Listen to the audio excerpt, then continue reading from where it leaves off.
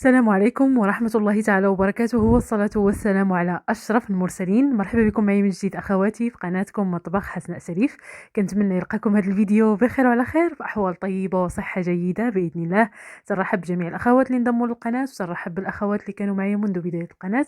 كنشكركم شكر كبير بزاف بزاف على حسن المتابعة ديالكم، فشكرا شكرا لكم أخواتي. كما كتلاحظوا معايا اليوم إن شاء الله غادا نشارك معكم هاد الحريشات اللي كيجيو غزالين بزاف، مكونات جدا جدا بسيطة وبيضة واحدة. إن شاء الله تجربوهم بالصحة والراحة وينالوا إعجابكم. ولا كنتوا أول مرة كتزوروا القناة، ما تنساوش الاشتراك فيها والضغط على الجرس باش يوصلكم إن شاء الله كل جديد في القناة. وندوزو دابا المكونات وطريقة تحضير الوصفة، فخليكم معايا بإذن الله.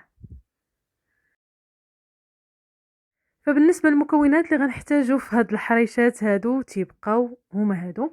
عندي 2 كيسان ونص ديال السميدة رقيقة اللي تنصايبوا بها الحرشه، العبار بالكاس ديال العنبه، وغنخلي لكم ان شاء الله العبار اللي تيوزن الكاس ديال العنبه بالنسبه للاخوات اللي ما تيتوفروش على الكاس ديال العنبه. والكاس ديال العنبه الكبير هو اللي تنخدموا به. راه كاينين 2 انواع ديال كيسان العنبه، كاين الكاس العنبه الصغير وكاين كاس العنبه الكبير.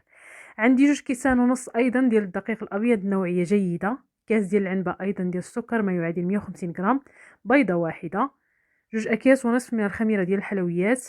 عندي كاس ديال العنبة ديال الحليب عادي، وكاس ديال العنبة ديال الزيت، وقشرة ديال ليمونة حامضة أولا ديال برتقالة، أولا 2 أكياس من سكر الفاني. فهادو هما المكونات إن شاء الله، ونتلقى بكم في المرحلة التالية باش نكملوا تتمة الوصفة، فخليكم معي بإذن الله. فغنبداو على بركة الله. اول شيء غادا ناخد اناء وضعت فيه كما كتلاحظوا 2 كيسان ونص ديال العنبه ديال الدقيق الابيض، يكون نوعيه جيده. بالنسبه للكاس ديال العنبه راه تيوزن 100 غرام ديال الدقيق. كما كتلاحظوا معايا كنعبر الكيسان ديال العنبه، 2 كيسان ديال العنبه ونص ديال السميده، وغادا نضيف السكر، نضيف الخميره ديال الحلويات النواشف كاملين، مع قشره ديال الليمونه حامضه اولا ديال البرتقاله اولا 2 أكياس من سكر الفاني. غادا ندمج هاد النواشف مع بعضهم مزيان، وعاد في التالي غادا نضيف حبه واحده من البيض، وغادا نضيف الزيت، وغادا نضيف الحليب. غادا ندمجوا المكونات كلها بهذه الطريقه هذه، وغنضيفوا طبعا شويه ديال الملحه، واحد نص معلقه صغيره ديال الملحه ما عمراش. فنستمر ندمج المكونات. في هذه المرحله هذه ضفت حبه واحده من البيض. في هذه الحريشات هادو تيجيو مقرمشين وتيجيو معلكين وهشاج بواحد الصوره كبيره بزاف كما غتلاحظوا معايا ان شاء الله في اخر الفيديو. فهنا كما لاحظتوا ضفت البيض وضفت كاس ديال العنبه ديال الزيت ما عمرش ما يعادل 150 غرام، وبديت كنضيف في الحليب على دفعات غير بشويه بشويه. هو الكاس ديال الحليب ديال العنبه يعني غنضيفو كامل. فغادا نحصلوا على واحد الخليط ديال هاد الحرشه هذه اللي كيكون شويه مرخوف. غنخليو هاد الحرشه هذه ترتاح مده من 10 دقائق حتى ل 15 دقيقه، تيبقى على حسب النوعيه ديال السميده. تقدر تكون السميده دغيا تشرب لكم السوائل وما تاخذش لكم هاد الوقت كامل اللي ذكرت، تقدر تاخذ لكم يعني كتر على حسب النوعيه ديال اللاطه. فرشتها بورق المطبخ اولا تندهنوا اللاطه بواحد شويه ديال الزيت، وترشوا واحد الطبقه رقيقه ديال الطحين، لان هاد الحريشات هادو تيكونوا خفاف، فضروري ندهنوا اولا نرشوا لاطه بشويه ديال الطحين باش ما يلصقوش لينا. فخديت واحد شويه ديال الزيت، يا اما الزيت يا اما في الماء. جربت واحد النهاريه ندهن يديا بالزيت، فلقيت نفس النتيجه. في هاد الحريشات هادو مره تنشلل يديا من السميده وكنخلي يديا فازقين، وكنشكل الكرات كيما موالفه تنخدم معكم ديال الحريشات، يعني يديات فيهم الماء باش كنشكلوا الحريشات. مرات كندهن يديا بالزيت. انا كنقول لكم جميع المراحل اللي كنخدم بها. فمرات هاد الحريشات هادو تندهن يديا بالزيت، ومرات نخلي يديا فازقين بالماء كيما موالفه تنخدم معكم وكنشكل الحريشات. غير باش نوصل لكم اخواتي على ان النتيجه راه واحده وما كاينش شي اختلاف ما بين اننا ندهنوا يدينا بالزيت واننا نخليو يدينا فازقين بالماء.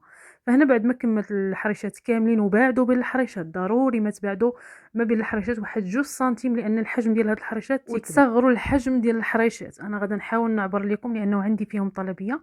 نعبر لكم غدا ان شاء الله، عندي في هاد الحريشات هادو طلبيه، نعبر لكم شحال الوزن ديال الحبه الواحده باش ما يجيوكمش الحريشات كبار، حيت الطياب ديال هاد الحريشات هادو راه كيجيو مسطحين، ما كيجيوش بحال الحريشات اللي سبق ونزلت معاكم، لان الخدمه ديالهم بحال هكا لانهم فيهم الطحين.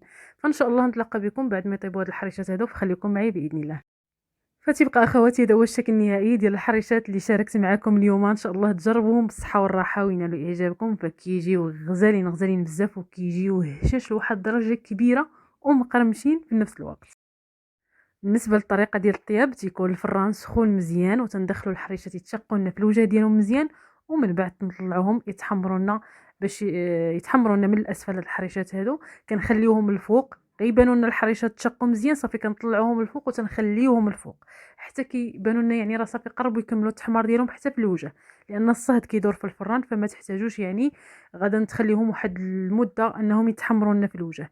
فدائما وكما دائما كنشارك معكم اخواتي على ان الحلويات والمخبوزات كاملين ما ننزلوهم ولا ما نشعلوا عليهم في العافيه في وجههم حتى كيبانوا لنا تحمروا. بالنسبه لهاد الحريشات هادو اننا مدوزين يدينا في الزيت وفي الماء، فراه غادا نتلقاوهم تحمروا حتى من الوجه ديالهم، لان الصهد ديال الفران غادي كنعاود يحمرهم ناكد وهما اخواتي مازال ان الفوق. هاد الحريشات راهم كيتزاد اولا كيتضاعف الحجم ديالهم فكينزلوا، فما تكبروهمش بواحد الشكل كبير بزاف باش ما يجيش الحجم ديال الحريشات كبار.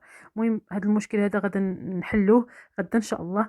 غادا نعبر لكم شحال كاين من غرام في الحبه الواحده باش يكون ان شاء الله كل شيء واضح وكل شيء مفهوم. فهنا غادا نحاول نقسم معكم واحد الحرشه باش نقربكم للصوره اكثر ديال هاد الحريشات هادو. لاحظوا معايا شحال كيجيو هشاش وكيجيو رطبين بواحد الشكل كبير بزاف. بغيتو تاخذوا كاس ديال العنبه ديال السميده غليظه اللي فندنا فيها الحريشات وتضيفوا 3 ديال المعالق كبار وتفندوا الحريشات.